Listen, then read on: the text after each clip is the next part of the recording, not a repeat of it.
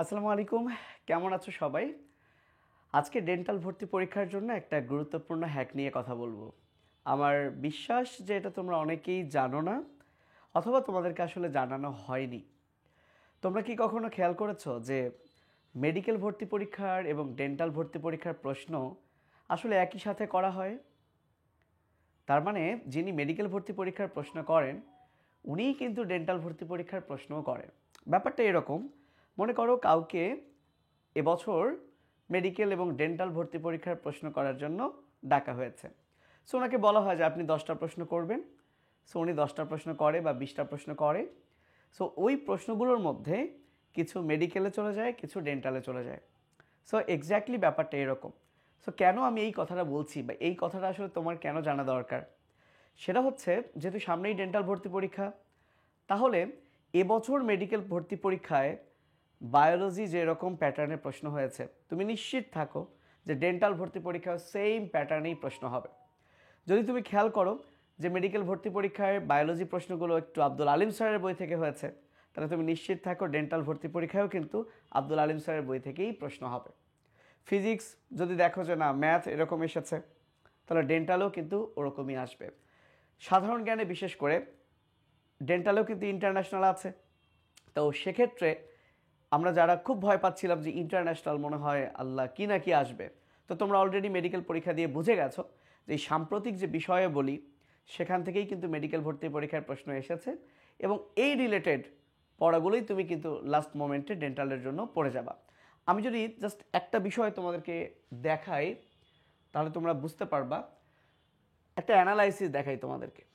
দেখো, মেডিকেল ভর্তি পরীক্ষা 2023-24 সালে কোষের গঠন, উদ্ভিদ বিজ্ঞান প্রথম অধ্যায় কোষের গঠন থেকে 3টা প্রশ্ন আসছিল, সেন্ট্রোমিয়ার, প্রাণীকোষ এবং লাইসোজোম থেকে। তো যিনি প্রশ্ন করেছেন, স্বাভাবিক এক সেন্ট্রোমিয়ার থেকে তো আর 2টা প্রশ্ন করেননি, যে একটা মেডিকেল একটা ডেন্টাল। তো উনি এই চ্যাপ্টার থেকেই যে 5টা প্রশ্ন করেছেন, দেখা গেল লাইসোজোম এরই আশেপাশে গোলজি বডি আছে, একটা মেডিকেলে চলে আসছে আর একটা কিন্তু ডেন্টালে চলে আসছে।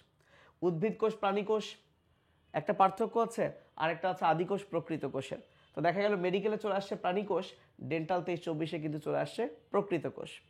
সো এক্স্যাক্টলি আরেকটা ঘটনা ঘটেছে, সেটা হলো যদি একটু লক্ষ্য করো, 2 নাম্বার চ্যাপ্টার থেকে যেমন ছোট একটা চ্যাপ্টার, তাই একটা প্রশ্ন হয়তো বা করা হয়েছে, সেটা মেডিকেলে আসছে, ডেন্টালে নাই। খেয়াল করবা, কোষ রসায়ন চ্যাপ্টারটা বড়, প্রথম থেকেই টিচার প্রশ্ন করতেছে। প্রথমে শর্করা থেকে প্রশ্ন করেছে, অ্যামিনো অ্যাসিড থেকে প্রশ্ন করেছে, লিপিড থেকে প্রশ্ন করেছে, শর্করা থেকে আবার প্রশ্ন করেছে। এবং মজার বিষয় খেয়াল করো, 4টা প্রশ্ন এসেছে কোষ রসায়ন থেকে মেডিকেল ভর্তি পরীক্ষা 23-24-এ, বাট 2টা প্রশ্ন আসছে কোষ রসায়নের ডেন্টাল ভর্তি পরীক্ষা 23-24-এ। টপিকগুলো দেখো, একটা প্রোটিন একটা এনজাইম। তোমরা নিশ্চয়ই বুঝতে পারছো যে শর্করা, lipid, amino acid, protein, enzyme, এই 5টা টপিক কিন্তু কোষ রসায়নে আছে। মজার বিষয়, 3টা টপিক থেকে 4টা প্রশ্ন আসছে মেডিকেলে, অপোজিট 2টা আসছে এখানে। এ থেকে এটাই প্রমাণিত হয়, যিনি কোষ রসায়ন চ্যাপ্টার থেকে প্রশ্ন করেছেন, উনি এই 6টা প্রশ্ন করেছেন, এই 6টার মধ্যে 4টা চলে আসছে কোথায়? মেডিকেলে। তাহলে অপোজিট 2টা কিন্তু বেশি গুরুত্বপূর্ণ কার জন্য? ডেন্টাল ভর্তি পরীক্ষার জন্য। একই রকমভাবে তুমি যদি অণুজীব চ্যাপ্টারটা দেখো, ব্যাকটেরিয়া, ব্যাকটেরিয়ার কোষঝিল্লি, সো এখান থেকেও দেখো মোট 5-3-8টা প্রশ্ন আসছে মেডিকেল ডেন্টাল মিলে 23-24 সেশনে। তার মানে যে টপিক ধরছে ওখান থেকে ভালোই প্রশ্ন আসছে। বাট লক্ষ্য করবা, এইখানে ব্যাকটেরিয়ার কোষঝিল্লি আর মুক্ত অক্সিজেনে বাঁচতে পারে কোন ব্যাকটেরিয়া, এরকম একটা প্রশ্ন আসছিল। সো ওখানেও ব্যাকটেরিয়া থেকে আসছে, কিন্তু দেখো ব্যাকটেরিয়ার লাস্ট টপিক অর্থনৈতিক গুরুত্ব থেকে। একই রকমভাবে এখানে ডেঙ্গু ভাইরাস থেকে আসছিল, ওখানে ভাইরাসের উপকারিতা আসছিল। এখানে দেখো ম্যালেরিয়া, কলেরা এ রোগ থেকে আসছে, ওখানে কিন্তু ম্যালেরিয়া থেকে আসেনি। সো ফাইনালি আমি বলছি যে আসলে কাহিনীটা কি।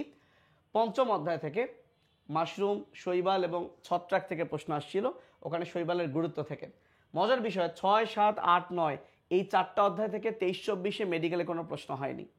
সো মেডিকেলে হয়নি, কিন্তু ডেন্টালে কিন্তু এসেছে। ডেন্টালে কিন্তু মোটামুটি 7 বাদে বাকি 3টা অধ্যায় থেকে এসেছে। তার মানে একটা টিচার যখন 12টা চ্যাপ্টারেরই প্রশ্ন করবে, আমরা 2টা ব্যাপার মাথায় রাখবো। কি সেটা? যে টপিক থেকে প্রশ্ন এসেছে 3-4টা, আমরা চেষ্টা করব লাস্ট মোমেন্টে ওই টপিকের বাইরের টপিক আর যারা আছে সেগুলো একটু বেশি বেশি রিভাইজ করে যাওয়ার পাশাপাশি যে চ্যাপ্টার থেকে প্রশ্ন হয়নি মেডিকেলে অবশ্যই ডেন্টালে সেখানে আসার সম্ভাবনা বেশি। তো চলো এবার দেখা যাক যে এটা আমি তোমাদের এই পিডিএফটা আমি দিয়ে দিব ডেসক্রিপশনে। মেডিকেল 24-25-এ যদি একটু খেয়াল করো, অধ্যায় 1 থেকে কিন্তু কোষপ্লেট আর পিউরিন বেজ এই রিলেটেড প্রশ্ন এসেছে।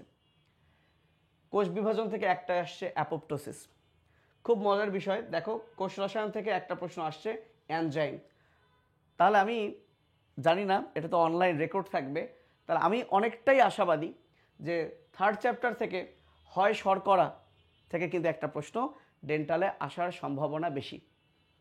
পাশাপাশি অবশ্যই লিপিড, অ্যামিনো অ্যাসিড, প্রোটিন থেকেও আসতে পারে, কিন্তু শর্করা যেহেতু প্রথমে আসার সম্ভাবনা কিন্তু বেশি।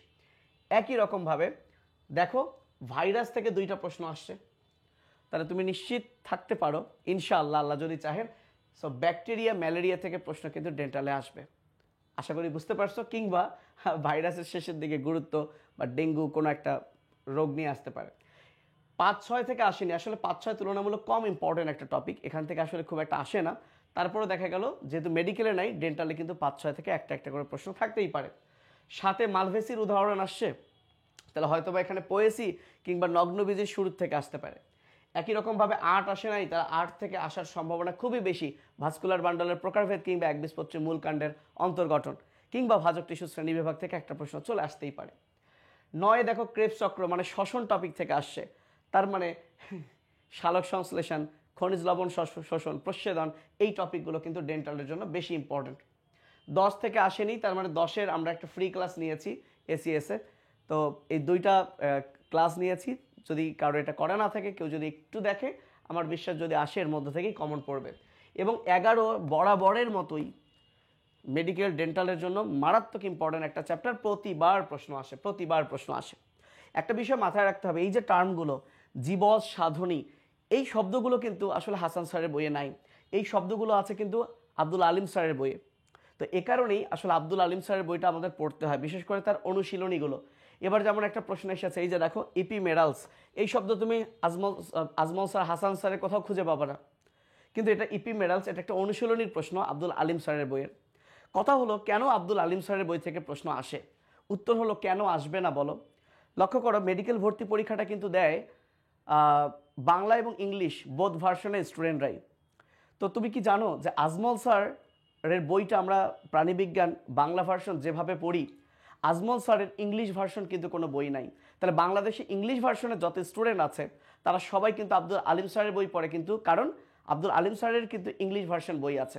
সো এ কারণে আব্দুল আলিম স্যারের বইটা যেহেতু ইংলিশ বাংলা বোথ ভার্সনের জন্যই অ্যাভেলেবেল, এই জন্য কিন্তু আব্দুল আলিম স্যারের বইটা থেকে প্রশ্ন করার সম্ভাবনা অনেক বেশি থাকে, এবং আসলে তাই হয়। এখন তুমি বলতে পারো ভাই এবছর যে প্রশ্ন, হ্যাঁ 30টা বায়োলজির প্রশ্নের মধ্যে ভাইয়া 26টা 27টাই তো আজমল হাসান স্যারে আছে। বিশ্বাস করো 30টাই আলিম স্যারের বইয়ে আছে, 30টাই আব্দুল আলিম স্যারের বই আছে। বাট ঝামেলা হলো কিছু তো কমন থাকবে, পড়ার টপিক তো সব এক। তো যেগুলো কমন পড়ছে তুমি ভাবছো যে এগুলো হয়তো বা হাসান স্যারের বইয়ে আছে। যেমন দেখো মালভেসি গোত্রের উদ্ভিদ কোনটি, তাই না, এরকম একটা প্রশ্ন কিন্তু এসেছিল এবার। ওখানে একটা অপশন ছিল চোর কাটা, তো চোর কাটা একটা উদ্ভিদ, তাহলে এটা মালভেসির নয়, তাহলে এই চোর কাটা টার্মটা কিন্তু হাসান স্যারে নাই। তাহলে কোন বই থেকে হয়েছে, যে বই থেকে হয়েছে সেই বইয়ে কিন্তু কি আছে, সেই বইয়ে কি আছে, তাহলে চোর কাটাটা আছে। তো ব্যাপারটা হচ্ছে এইটাই, আবুল হাসান স্যার থাকতে পারে, কিন্তু ডেন্টাল ভর্তি পরীক্ষার্থীদের জন্য আমি আর বলবো না যে যারা আলিম স্যার পড়ো নাই লাস্ট মোমেন্টে পড়ার জন্য, যদি কোনো কিছু পড়তে না ভালো লাগে অন্তত আব্দুল আলিম স্যারের বইয়ে অনুশীলনীগুলো তুমি পড়ে যাও, তাহলে তোমার জন্য কিন্তু 11 চ্যাপ্টারটাও অনেক বেশি গুরুত্বপূর্ণ।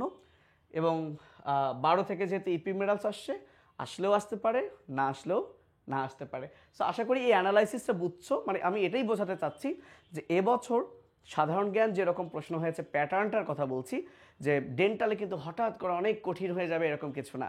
সব প্রশ্নকর্তা কিন্তু ওনারাই ছিলেন, কারণ এক সেটিংয়ে বসেই কিন্তু মেডিকেল ডেন্টাল উভয়ের প্রশ্নই হয়েছে। সো আশা করি তোমরা বুঝতে পেরেছো, যদি একটু কাজে লাগে তাহলে আমার কাছে ভালো লাগবে। ভালো থেকো তোমরা সবাই, আল্লাহ হাফেজ, আসসালামু আলাইকুম।